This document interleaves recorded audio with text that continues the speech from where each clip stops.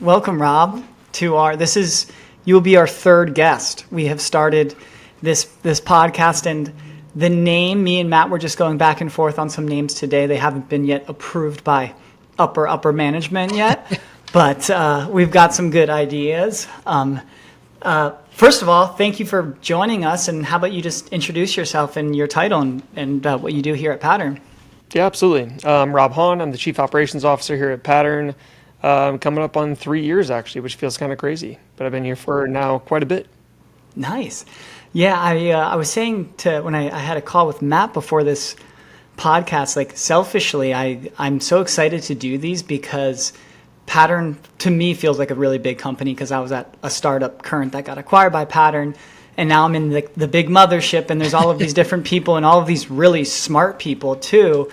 And I've obviously seen you around. I've seen you on like other pieces of content. I'm like, this guy looks cool. I think he's tatted and he seems pretty smart. He's got good style. Like, I want to know what this guy's about. So I guess first of all, we can get into what you do at Pattern, obviously, but I'd love to hear kind of your journey. Like, where'd you grow up, and then how did you get from A to Z? Yeah. Well, I grew up in a very small town outside of Toledo, Ohio. Cool. Which, if you've ever been there, it's kind of boring. If you haven't been there, there's no reason to go. Sorry, Toledo. I don't live there anymore. There's a reason. My whole family's still there. Cool. So I grew up outside Toledo, and I really was in the Midwest for probably most of my life at this point. But I guess I've spent quite a bit of time outside the Midwest. But I went to school at a small school called Huntington University outside Fort Wayne, Indiana. I was actually an entrepreneurship, small business major in college. I never really wanted to work at a giant company, so I worked at Amazon, just a small time. Actually, at the time, though, what was interesting is I was in their first internship program ever. Really? So this is like old school Amazon, like really old school Amazon, actually. Damn. So, yeah, I kind of tell the story, but like I got my internship offer, and I went back to my dorm room, and I told my roommate, I was like, hey, I got an offer at Amazon.com. And he was like, what's that? Which is crazy. So where did you see was it on a job posting, or like, because back then it's not like Amazon was like, oh, I'm getting hired by Amazon, It was, actually the hiring process was kind of a disaster. It was, they weren't even like posting. It was just like, do you like know anybody, like kind of thing. And they posted like kind of last minute. I actually had another internship already lined up. With another company, and like I was going to be in Grand Rapids, and like had this whole thing. Like I'd gone through orientation, but I always like the operations world. Always kind of interesting. When you grow up, you don't actually know that operations exists. Like nobody's like, I'm going to be an operator when I grow up, right? Like, okay, right. I want to build a WMS. Like that's not a thing that people want to do ever at any point. But I was like, I like found this thing out through like my early years of college. But one of my friends, like my best friend growing up, his brother was like an entry-level HR manager who was leaving Amazon. Mm-hmm. And he was like, hey, one of the people I know was like, do you know anybody who might be interested? And like, I mentioned your name. So like literally he had already left, I believe. And then he sent my resume over, and I was like, there's a 0% chance that's going to happen. Yeah. But I got a call, and then I did a group interview. It literally was like, it was me from this tiny school that nobody's ever heard of. It's 1,200 undergrad, like tiny school. Yeah. And I went in, and it was a group interview with 5 other people. 3 of them were from Purdue, and 2 were from IU. And I was like, I'm not going to get this. There's a 0% chance that I'm going to get this job. But actually, like on the way home, I was driving back to Fort Wayne from Indianapolis where I did the interview, and they were like, we would love to have you. And it was just, I was like shocked. Even going into the warehouse, I was like, oh man, this is like math, this is people, this is, like just a combination of the things that I think I would really love. And at this time, Amazon is not what Amazon is today. It was very manual. There was no robotics, very little automation. They were still using Unix-based systems for their software. It was really a long time ago. There were 8 fulfillment centers in the US. It was really nuts. But it was such a cool time because nobody cared who your dad was or what your degree was from. They were like, let's run 1,000 miles an hour. And so we were solving some of the hardest problems in the world at that point, and nobody had done that. And it was just, there was no like bureaucracy, no red tape. They kind of just were like, let's go flip tables and shatter glass. And it was crazy. I mean, I worked 1 trillion hours. I'm very grateful for my time there. But yeah, so that's how I kind of got started at Amazon, and then I, spent 8 years there. You mentioned, like you said, like no one really grows up and says, or when they're a kid, like, I want to be an operator. What did you want to be when you were a kid? I wanted to be a businessman. Okay. Just like generic businessman. Like that's like some that's Midwestern vibe. It's like, I just want to open a store and be a business person. I love it. Like they had like days at school. I don't know if you had this, but like dress up like future, like what you want to be in the future. My son has one on like Wednesday. And I was like, I had like a little briefcase and like a little suit thing, and like was too big for me. I was like, I'm such a little nerd. And the funny thing is, I have never, not a single time in my life, worn a suit. I don't even own a suit. I literally don't, like, at all. I've been to weddings, like been in weddings that I've been in, so I've had to like rent a tux anyway. It's been very nice. I've navigated my like adulthood basically with not having any suit. But at the time, I was like, this is the thing that I want to do. And then I was actually focused, ironically enough, maybe if you know me well, HR was I was like, maybe I'd be in HR. And then I got in the workforce and I was like, oh, I'm glad I didn't go to HR. But no, so I was like, I want to be a businessman. Cool. And then, so you said you were at Amazon for 8 years, and then, so you were only at Amazon before being at Pattern, correct? No, so I had a really cool time at Amazon. I mean, Amazon was like growing up, right? Like when I joined Amazon, it was very, very young. And then I actually a lot of people took very big bets on me very early in my career. I was very young, doing some really, really big jobs. Honestly, like I give this example. I was 22 years old. I had like 250 direct reports. That should be illegal. Like I was a moron. Yeah. I might still be a moron, but like I definitely was a moron then. And so I think the cool part about that time at Amazon and in my life was like, I was very young and I just had lots of transactions. I was working a lot of hours. I did cool stuff. My boss worked day shift during that time. And so I just made tons of mistakes. I made mistakes. I did stuff well. I messed up a bunch. I went through all of the things really early. I got a lot of leadership transactions. So I got to kind of grow up at Amazon. I moved in the robotic space in 2015. Early Amazon acquired a company called Kiva Robotics, and which is now, if you've seen like the orange Roomba looking things that go around Amazon FCs, like I opened one of the first fulfillment centers there. We hadn't figured everything out. We didn't know how to do that. But I had a really cool opportunity where I became a senior operations manager, opening that on the inbound side, moved to the outbound side, and then was fortunate enough to lead this like giant behemoth of a building, over 1 million square feet, million units in and out a day, 6,000 plus people, where I was leading that building for my last 12, 18 months. I guess it was like around 18 months at Amazon.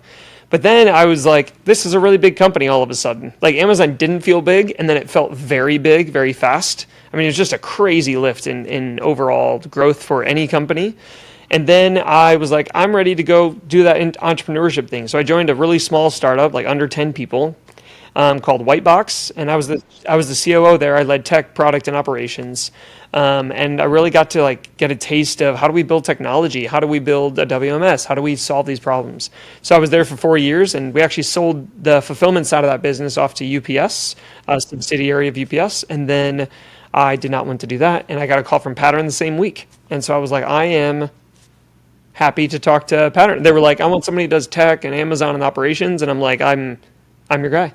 I love it. So during your time at Amazon, and maybe since you've been at Pattern, can you pinpoint a defining moment in your career, like specifically, and like a decision you made or a decision you decided for something not to go, a job not to take, or something like that? And then also maybe someone during your time, like, did you have a mentor or someone that was like kind of looking out for you from that perspective? Yeah, it's a good question. I think that coming to Pattern was a big leap. Leaving Amazon was the moment. That is the most defining moment. I think that there's a couple, I guess. Moving the robotics space, at the time, the robotics network was doing pretty bad. Like they were way worse off than what our traditional buildings were doing. I was in the biggest, baddest building. I was running the best inbound operation in the network. I was working on a bunch of really cool projects and like some really cool, I helped build the first piece of inbound automation at Amazon. And so I was doing some cool stuff, and they were like, do you want to go to robotics? And I was like, I don't know. Right. Is it gonna, like, that was a tough moment, but it actually ended up. Did you study that, by the way? Were you like in college? No. No. I don't know, man, but nobody knew. That was the fun part. Like nobody knows how to do that. because nobody in the world had done that thing at that scale. And so what I did know was I became an expert at the process. Sure. Like I got early advice in my career at Amazon was know your people, know your process, in that order. And like that's what an operations leader actually is. You're like a huge percentage of your job is leading people at various levels of the organization through like running through walls. Like it is some of the hardest stuff that in the world to be able to lead a warehouse team through connecting value. Like it is a tough thing. So moving the robot like that, I think was a defining moment because I got to really define so much of what we ended up doing. Like some of the stuff that I was able to work on still exists today, like whatever, 10 years after I opened that first building, and just some of the smartest people. I got exposure to something that was very, very different. And I think it kind of showed me what I could do and also showed other people what I was capable of. So I think that was like a pretty defining moment. Your second question, I don't think that I have done a great job in my career of finding mentors that have really, I think one of the problems with this was I don't think I've done this well. Like that's the end of that thought. But like here, let me tell you a little bit of why I think that might be. Amazon was extremely, I mean, it's like a crucible. Like it was, they literally used that word. I don't think they're allowed to anymore because like New York Times article and stuff. They were like, we want you to like always feel a little bit like you're on fire. But the way they did that is they moved you between, at least in the operations side, regularly. Like we'd spend a year in a role and they'd be like, you're getting comfortable. If you're a top performer, you are going to always be shifting into something different every year. As a result of that, I shifted teams and my leaders that were great were also shifting. So I did have one person that at Amazon, he's now a VP at Amazon. I got to watch him. He was like my general manager for a few years. He was like the constant, and then everybody else that I worked with. So I didn't do a good job of being like, I was working so much doing the thing I was doing and focused on what I was doing. I didn't really look outside of saying like, how can I find a mentor to help me kind of navigate, not just like how can I do my job better, but like, how do I navigate this overall? So I don't actually think I've taken great advantage of that in my career. Yeah. And maybe it's just the role, like you're just so head down in process where if you are in a sales or a marketing type role, like it's more of a relationship type of thing where like you have your sales manager that's giving you like ways to sell better, or your marketing manager like telling you like helping you try to think more creatively or whatever that is. But so now since you've been real quick question, I was just thinking, you're such like a process driven person. Does that like go into your like normal life? Like do you go out and get ice cream and like at the ice cream shop you're like, this could be a little bit faster, like I could fix this and this place could be humming? It's torture. That's the truth of it. Yep. I like to play this game. Andrew Bignell, who's like my VP of supply chain, he's one of the smartest people I've ever met in my life, and he's here at Pattern as well. But we travel. I mean, we travel a lot because we're going to our warehouses, or we went to China together, etc. And we kind of play this game where we're walking around an airport, for example, or somewhere that like people can be replaced by signs. It's like a game. We're like, that could be a sign. That could be a sign. That those four people could all be signs.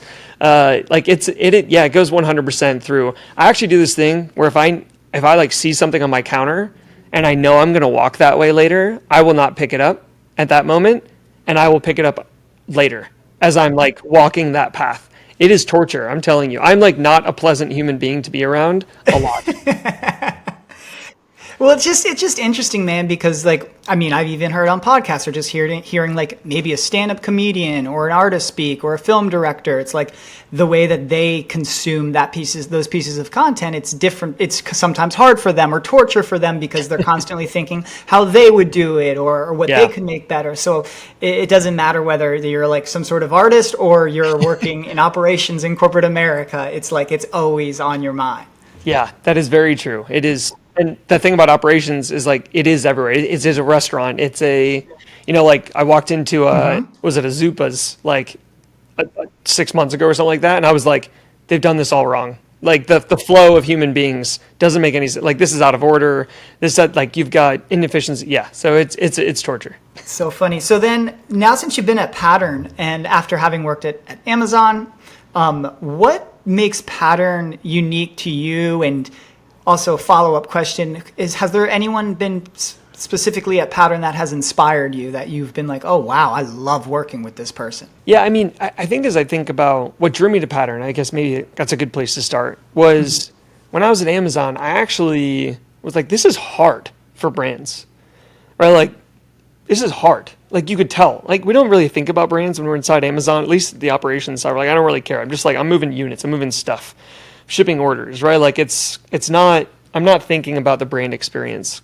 But I do know that we have made it quite hard while we were there. And what was attractive was the concept of how kind of brand centric the thought process is. And that actually can be overutilized, right? And like, it can go to unhealthy.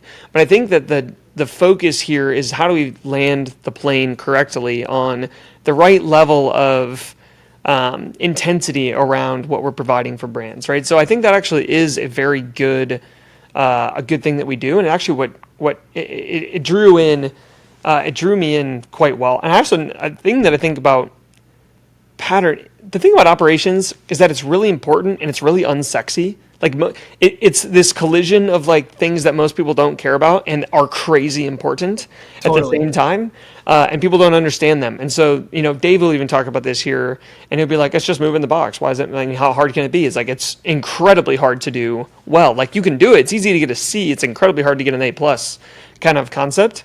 And so, what I was impressed by at Pattern was that they didn't have a lot of experience in the operations world, but they built a really good foundation of a business.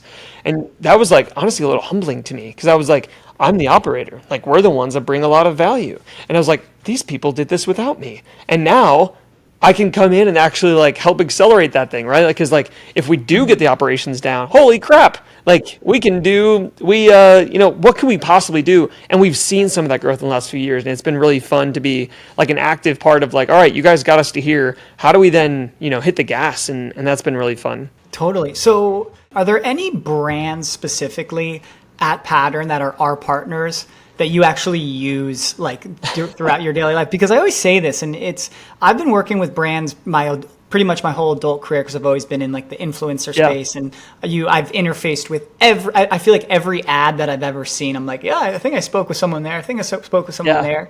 Also, because I was just used to be a sales shark, just DMing or emailing anyone I could. But I've grown to appreciate over my time of just being like flooded with all of these different brands that like I have a really good sense of like products that are out there. I'm like, oh, that's good. This is good just because I'm around it. And then what's so amazing at working at a company like Pattern is, and I know we always say that we are partner obsessed or brand obsessed, but it's amazing when you're working on behalf of a brand and you're like, I love this stuff. You know what I mean? Like I want the best for this stuff. Like I want them to succeed because it makes a difference in my life. And especially with consumer, like smaller products, like supplements, you take those every single day. You know what I mean? Like I've got my protein. Exactly. Yep. So are there any brands that you can kind of shout out that we work with at Pattern that you just adore? Yeah, I've never been a big supplements human being. And then my face is 15, but the rest of my body needs supplements because I also probably don't take care of myself as well as I should. But I started actually like both Thorne and Pure encapsulations. I actually am a user. When I came, I was like, I hadn't heard of either of these brands before, and I like tried some of their stuff, and like I think they're great. And I think one of the cool things about Pattern is we do work with brands that are like, you have legitimate products. We're not hacky. We're not trying to do things. It's like we are looking for quality. We're looking for things that we can take and blow up and make really big. And to do that, you have to have a good product. Totally. And so I think both of those, like they have multiple things that I've tried and taken and that I take every day that I actually have found very, very helpful for my everyday life. Yeah, I always kind of think of it because I'm a musician, and I always think of it's like, with music, they always say it's like, it's all about the song. Like it can be a hit if it's on a piano or acoustic guitar or, produced with hundreds of tracks and the best players in the world and the best computers now too. And at the end of the day, it just matters the song for it to be successful. Certainly the production, plays something into that.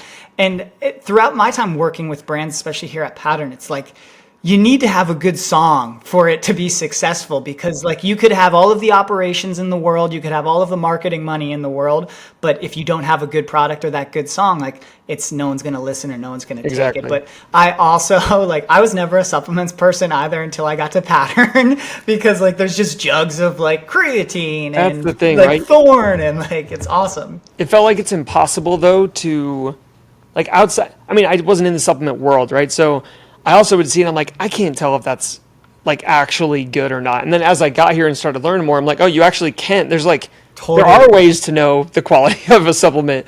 And so that, it kind of it loosened up a little bit. Like, all right, I can try these and it's probably not going to kill me. And so it's actually been really positive. Totally. I didn't answer one of your questions though. And I want to swing back to it actually. You asked who I find inspiring at Pattern. And I actually didn't answer that, but I would like to pause. I actually think Dave's easy to be impressed with, right? And like, I feel fortunate to be like, he's kind of like, I'm a move stuff. He's a sell stuff guy. I think we work really, really well together from that perspective. But I've worked with Dave's before. I infrequently work with a Jason Beasley. Jason Beasley is a major reason that I joined the company. I have a lot of confidence in his ability to think well beyond his immediate control. The number of times that he's been in the room and he has a suggestion or an idea or a question about something that has nothing to do with his specific area, he just has such an incredibly high level of ownership and he cares a bunch. Like, I would say it's not like 10% of the reason. If I were to like split between I spent, some time with Jason and with Dave before I joined, and like, it is in equal parts a Dave, equal parts a Jason, that that I thought I can actually come in here and I have the people that I work with every day are intelligent, they're hard workers, they care about humans, but they're owners, like at the maximum level. And that's how I am. And so I'm like, I want to be able to step around and be around people that are going to think the same way. And I think Jason is the absolute best. He is incredibly good. And as a result, we are in a healthier company and we will be for the rest of time as a result. So I think he's just incredibly good.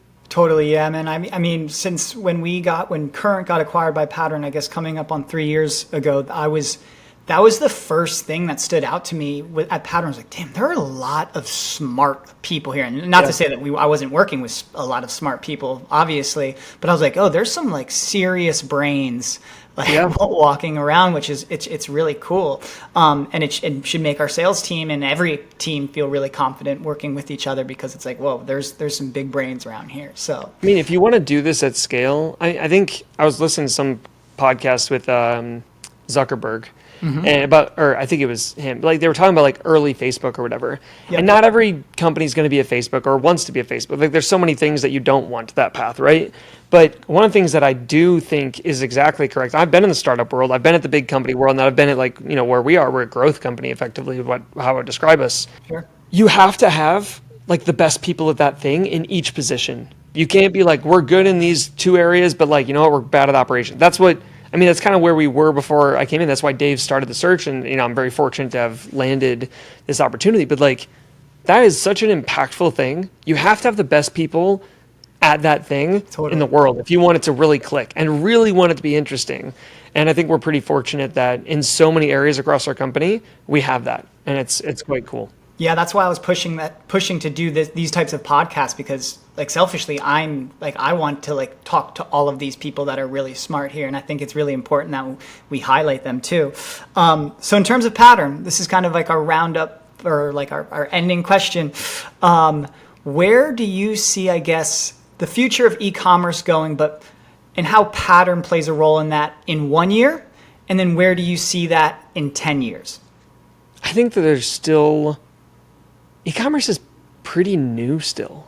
It's a reality. Yeah. And I mean, when I say, people laugh every single time when I'm like, it was 15 years ago or whatever, 16 years ago, that I went back and my roommate, a college student, didn't know what Amazon was. Crazy. It feels absurd to think about right now. Literally absurd. The question was like, how do you work for a website? That was the question I was asked, which is hilarious, right? I mean, it's not even a thought process today. It's so ubiquitous in our daily life. Yep. But it's still pretty young.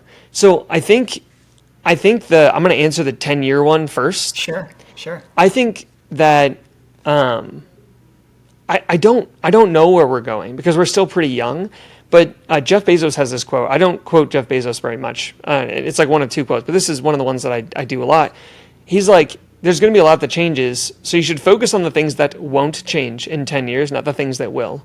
And the companies that really persist and the ones that focus on the right things are the ones that don't get distracted by what's going to happen in the next 3 months. Are there tariffs? Are there blah, blah, blah? It's like foundationally, customers will want faster things. They're going to want better selection. That's the whole premise of Amazon at the end of the day. And that's the brilliance. The brilliance is not all the kind of fluffy stuff that you read and think about. It's just that culturally, it's like, okay, there's going to be noise. Yep. How do we get through the noise, but we focus on the things that are consistently going to be true in 10 years? And so I know that e-commerce will continue to shift. Stuff like social selling, I think, will continue to be a change. Do I think that like the US consumer will look exactly like a Chinese consumer in 10 years from a like, you know, way we interact and do social selling as a percentage? I don't. Do I think it's going to be more than now? Yeah. Do I think that e-commerce is going to continue to be really critically important? Yes, I do. But actually, what's kind of fun in my world, initially you were looking for like primary demand for e-commerce, right? Mm-hmm. And now it's like, who's going to win the share as the percentages get a little bit smaller to continue to go. And the ones that continue to grow are actually going to be the ones that have the best value on the operational side. I really do believe that. Sure. You look at Walmart. Walmart is huge. And the thing that they have struggled with in the last 10 years for them has been they're really siloed, right? Like, what is it? Like almost 90% of the United States population is within 10 miles of a Walmart.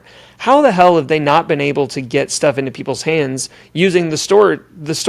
Because they're segmented. It's really about how can you get things to the person and do it in the way that they expect. It doesn't have to be in 5 minutes, but what do they expect and how do we meet them there? I think it's actually going to be really interesting to see what happens, but those things won't change. Those are going to be the same. Sure. It is going to be how do we get things close to people. In the next year, I think that, I think, you know, I don't know when this is going to air, but like we just had the announcement about, you know, China and the US tariffs coming down.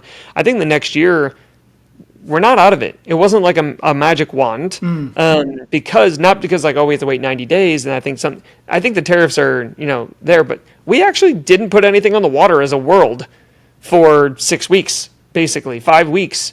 And supply chain is a wave, right? Like it, you know, you've got a gap in water between the next wave comes in of inventory, and there's a big gap now, right, for so many products across the US.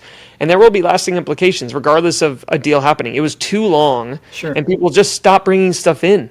They just stopped. And so I think that actually the next year is going to be focused on how do we make sure that we stabilize a little bit.